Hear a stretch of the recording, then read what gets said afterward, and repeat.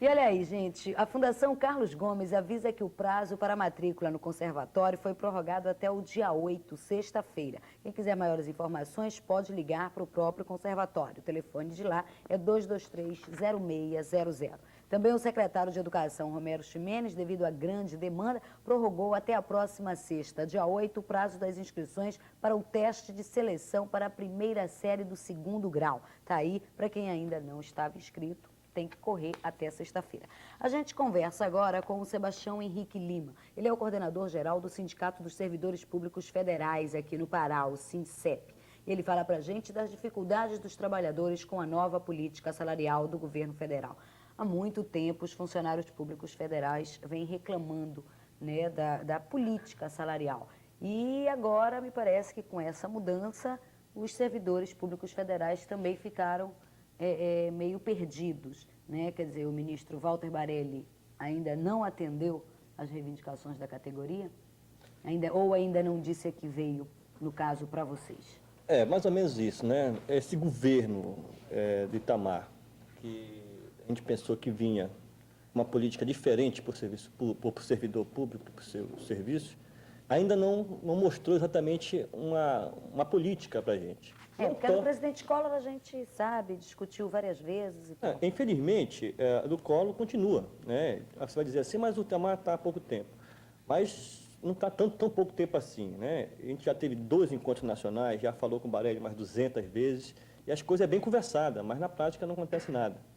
Né? No último encontro com o governo, foi nos garantido na mesma negociação que nós participar da polícia salarial como fosse qualquer outro empregado do setor privado. E, de repente, sai na mesma negociação e diz, vocês estão fora.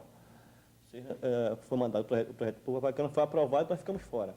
Quer dizer, então há uma questão no governo que a gente conversa com o Barelli, que é um grande do passado, tem toda uma história, que a gente ainda pode dizer que confia no ministro. Pois é, Henrique, porque eu lembro, inclusive, quando você esteve aqui mesmo no programa, ainda no semestre passado, né, você falava com muito otimismo da mudança ministerial, quer dizer, você elogiava muito o ministro Walter Barelli. Olha, eu ainda continuo a elogiar, porque é uma pessoa que a gente tem que elogiar, mas falta, eu acho, e até fico preocupado que ele pode perder a paciência e dizer, olha, eu estou aqui para fazer o quê? Está no jornal de hoje, né, no Liberal, que o Paulo Haddad diz que não dá para dar aumentos para os servidores de acordo com a inflação. Né, e o Barelli fala, olha, o servidor público não é cidadão de segunda classe. Nós somos trabalhadores também. Se há falhas, se há alguma coisa, vamos ajeitar o serviço público, mas não vamos discriminar nossos servidores em relação aos outros. Agora, se a questão é arrecadação, então o problema não é o salário do servidor, é a arrecadação que não está sendo bem feita. Né? Então, essa é a nossa questão. Nós estamos ansiosos por uma decisão. Né?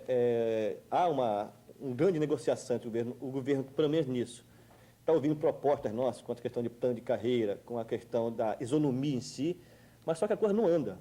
A coisa é acertada na mesa e depois, acho que passa ali para a área econômica, o Paulo Haddad diz, não dá por enquanto.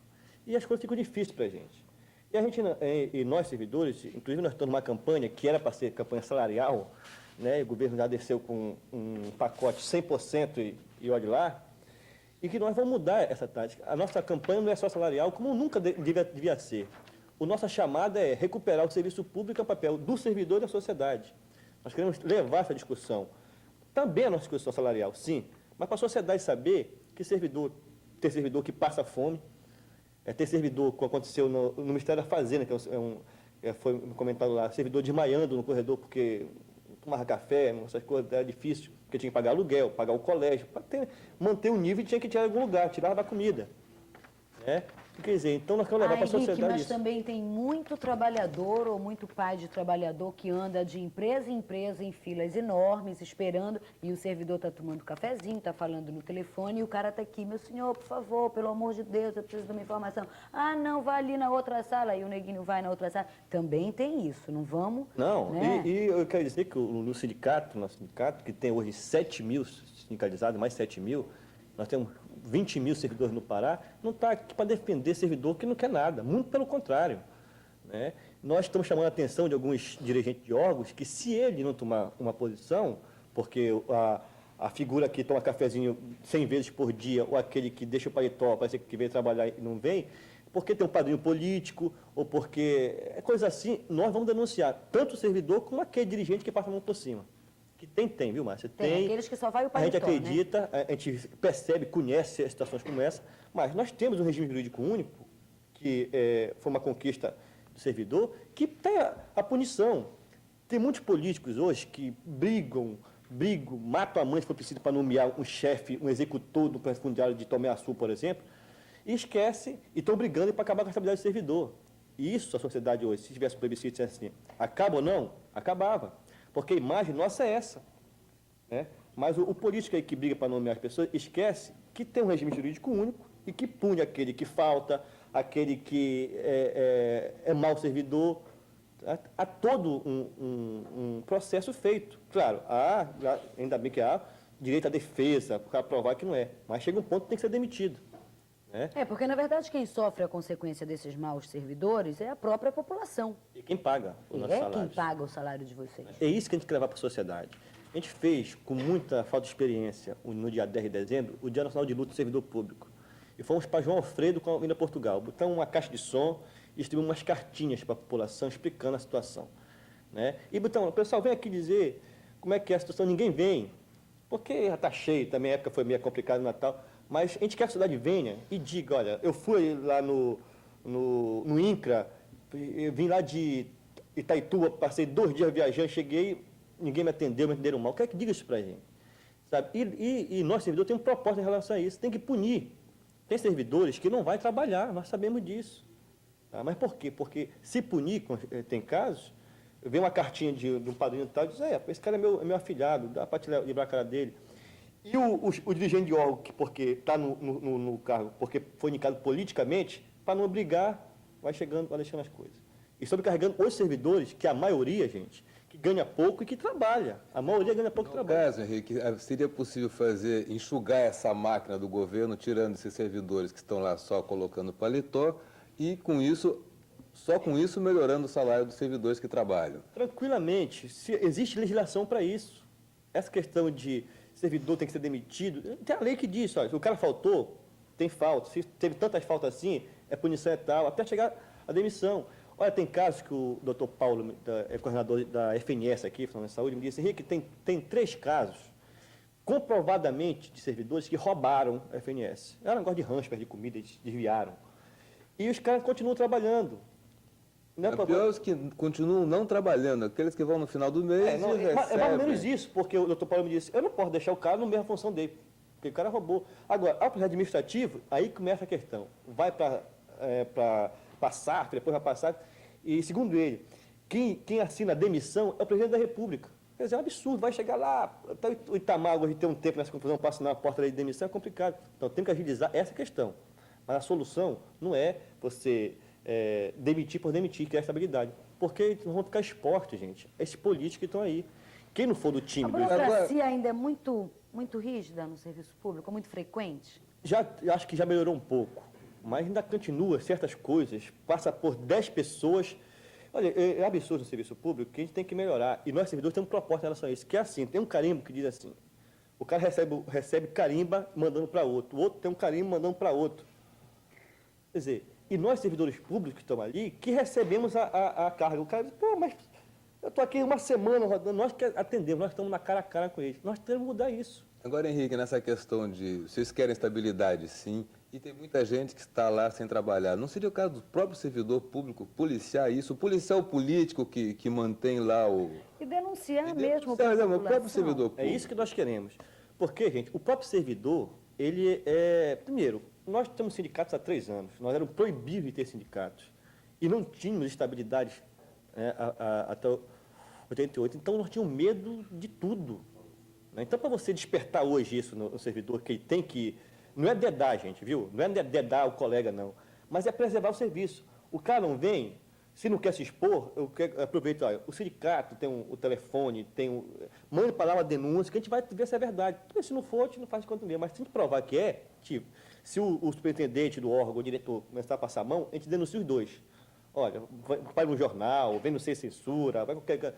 Olha, o chefe do órgão tal está passando a mão por cima de tantas pessoas. O que a gente quer, acima de tudo, é preservar o serviço público. Porque a gente acha que o serviço público é um direito da população e um dever do Estado. Eu por exemplo, que não faz parte do nosso sindicato, a Previdência tem um sindicato próprio, mas ficou quase comprovado que se cobrar quem deve e as pessoas pagarem, a Previdência pode andar bem melhor. Né? Se democratizar o serviço público, não só para nós servidores da proposta, mas para a população, as coisas vão andar melhor. Se as pessoas forem obrigadas a pagar o que devem, esses grandes devedores de impostos no Brasil, o serviço público melhora, o nosso salário melhora. Então, mas ninguém mexe muito nisso porque ficam se apegando a coisinhas de... Vocês vão ver agora, passou a questão do colo, vai ser uma briga atrás de cargo aqui no Pará. Vão nomear suplente do INCRA, do INSS, de não sei das quantas. Espero que haja critérios, porque nós, servidores, não queremos indicar ninguém. Mas me diz uma coisa, Henrique, vocês vão ficar, no caso dessas nomeações, vocês vão ficar no pé? Nós vamos ficar no pé.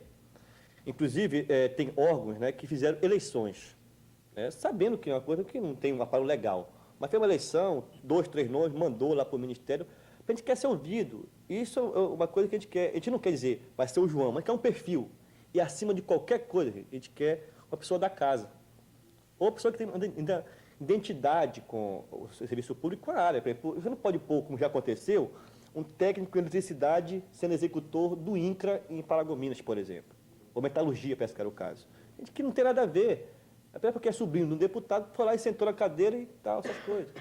E as coisas ficam jogando de lado, e o servidor, por não ter essa tradição de luta, fica ali calado, fica, não, vamos lá. Tem gente até hoje, que tem 30 anos de serviço, que não entrou com ação na justiça para requerer o seu plano Bresser, o seu plano Collor, com meio de ser demitido, porque não conhece a legislação que deu estabilidade. Né? Então, a nossa campanha, que começou para ser uma campanha salarial, é para levar essa dificuldade nossa assim, de salário, de perseguições, como existe, parece que ainda existe perseguições no serviço público. Né? Nós temos casos de discriminação absurda, mais na área militar, por exemplo, o CIABA, a Comara, por exemplo. A que nível essas discriminações, Henrique? Por exemplo, a Comara, que é um órgão, Comissão do Aeroporto da Amazônia, do Ministério da Aeronáutica, tem servidores civis, que a gente constrói aeroporto, ou ajeita aeroporto e tal.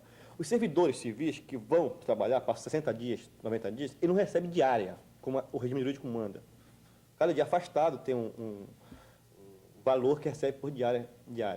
Como no caso dele, eles têm alojamento, e quer dizer de passagem, precaríssimo, segundo a informação dos servidores civis da aeronáutica, o alojamento dos militares e dos civis. Dos militares é ótimo, dos civis? Isso é ótimo, não sei, mas é bem diferente dos outros. E há uma portaria ministerial que diz o seguinte... Sim, mas diferente pode ser pior ou melhor, e aí a discriminação... Os dos civis são bem piores, piores. Isso que eu queria que você esclarecesse. Então, há uma portaria que diz que, entre civil e militar, no mesmo nível, eles têm direito a mesmas coisas. Por exemplo, a pessoa que tem o segundo grau no civil equivale a sargento, suboficial, então tem que estar ali por perto, tem que estar nas mesmas condições. Lá não. Né? Ele não recebe, por exemplo, eles vão viajar e recebem um salário a mais. Né? Quer dizer, acaba sendo prejudicado. Eu fui pessoalmente ao Ministério da Aeronáutica em Brasília, fui atendido por um cara que se diz chefe de gabinete, que parece que não era. Na medida em que você mude a estrutura psíquica e o pensamento... Hoje, que o servidor civil aconteceu, por exemplo, na sexta-feira, ao banco lá, fila, militar primeiro. Não, você só na segunda-feira.